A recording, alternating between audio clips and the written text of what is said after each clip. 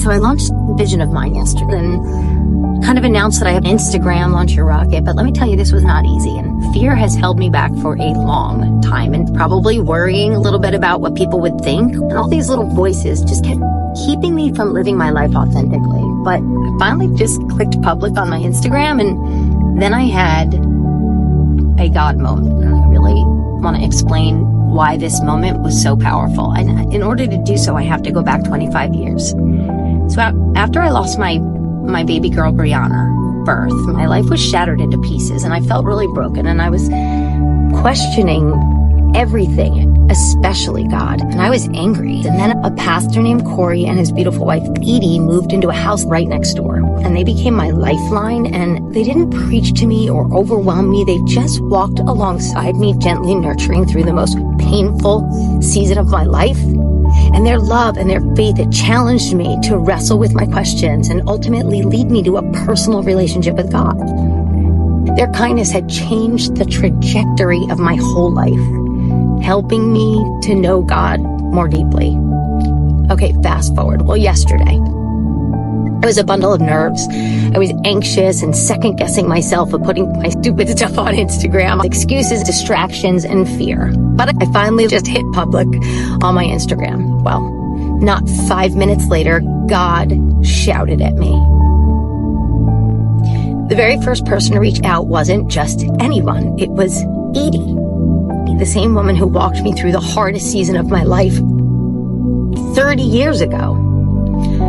Now, this might not sound like a big deal to you, but to me, it was as if God said directly in my ear, "Hey, this is what I've called you to do."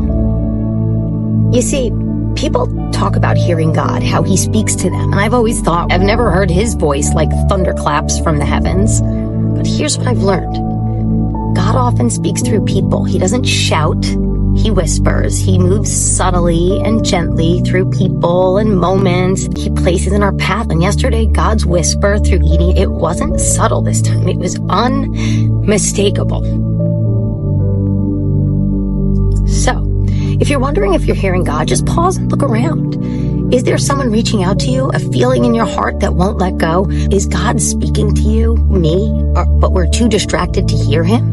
When I can't see him, feel him, or hear him, it's usually because my focus has shifted probably to some shiny worldly things that are just stealing my attention. As I've been turning down the noise of the world, I start to see him more clearly. And yesterday, God spoke to me.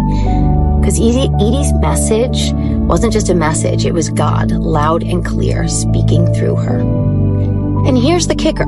If she had reached out to me days later, I would have been like, was that really God, or was it just a coincidence? You'll wonder if it was just a coincidence, but no. God knew exactly what I needed yesterday. This might sound fluffy or too corny for you. I'm not here to convince anyone. I'm just sharing my testimony, and I'm having the courage to just put it out there. I mean, trying to do for someone what they did for me. Is the background noise of your life turned up too loud to hear him? Mine often is. I'm human, of course. I'm really now being intentional about turning down the volume of the world and turning up the volume on the one who created me. What might God be saying to us if we just paused long enough to listen?